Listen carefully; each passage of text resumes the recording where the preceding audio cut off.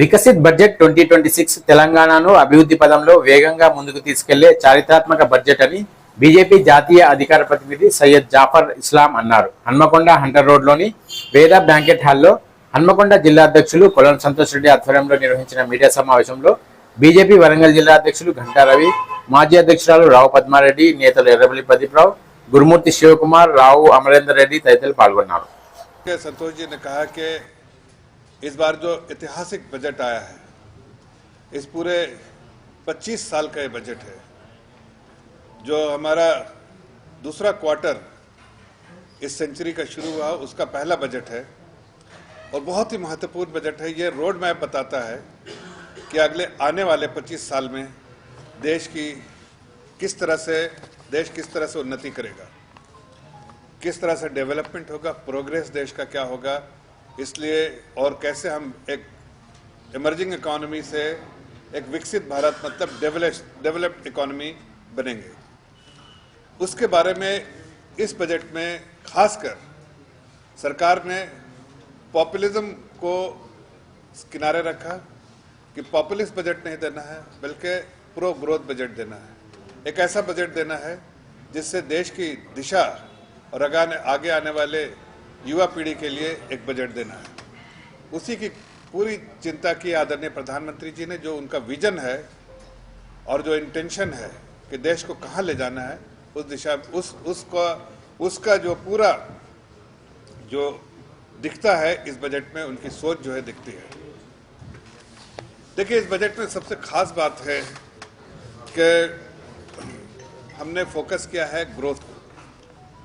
हमने फोकस किया है कि एक ऐसा बजट हो जो एक डेवलप्ड इकोनॉमी का बजट हो, मैच्योर्ड इकोनॉमी का बजट हो, जिसमें फ्री बीज ना हो बल्कि एक ग्रोथ ओरिएंटेड बजट हो। इसलिए कि हमें तेज़ी से आगे बढ़ना है और विकसित भारत की तरफ जाना है, तो हमारा ग्रोथ मोमेंटम रहे हमारे इसमें। और ग्रोथ मोमेंटम के लिए वो जितने लीवर्स हैं जिससे ग्रोथ होता है समाज में, इकोनॉमी में, उसको जो है फोकस किया है। सबसे पहले जो कोर सेक्टर्स है, चाहे वो हेल्थ हो, एजुकेशन हो, इंफ्रास्ट्रक्चर हो, या आपका एनर्जी सेक्टर हो, एआई हो, सेमीकंडक्टर्स हो, वो सारी चीज़ों का जो है फोकस किया है इसमें। बजटरी एलोकेशन आप देखिए, उसी हिसाब से हर जगह बजटरी एलोकेशन भी सरकार ने बढ़ाया है और उसको एक दिशा देने का काम किया है इस बजट में। चाहे वो हेल्थ हो, हेल्थ पे भी काफ़ी फोकस रहा है सरकार का, इसलिए कि आप देखिए हेल्थ में जो है सरकार ने हर साल अपना बजटरी एलोकेशन बढ़ाया है, एजुकेशन में बढ़ाया है और इंफ्रास्ट्रक्चर में खासकर, इसलिए कि जो मल्टीप्लायर इफेक्ट आता है किसी भी इकोनॉमी में, वो इंफ्रास्ट्रक्चर के इन्वेस्टमेंट से आता है। कहते हैं कि अगर रेलवेज में किया तो 5 टाइम, मतलब 1 रुपया खर्च करते हैं तो 5 टाइम उसका जो है जीडीपी में कंट्रीब्यूशंस आता है, और अगर रोड्स में करते हैं तो उसका 3.5 टाइम आता है। इसलिए कि बैकवर्ड इंटीग्रेशन, फॉरवर्ड इंटीग्रेशन दोनों चीज़ें अगर लेते हैं तो उसका बड़ा जो है ग्रोथ का जो मोमेंटम रहता है और उससे जो है जीडीपी में बड़ा कंट्रीब्यूशन आता है। इसलिए इस साल भी सरकार की मंशा वही रही है।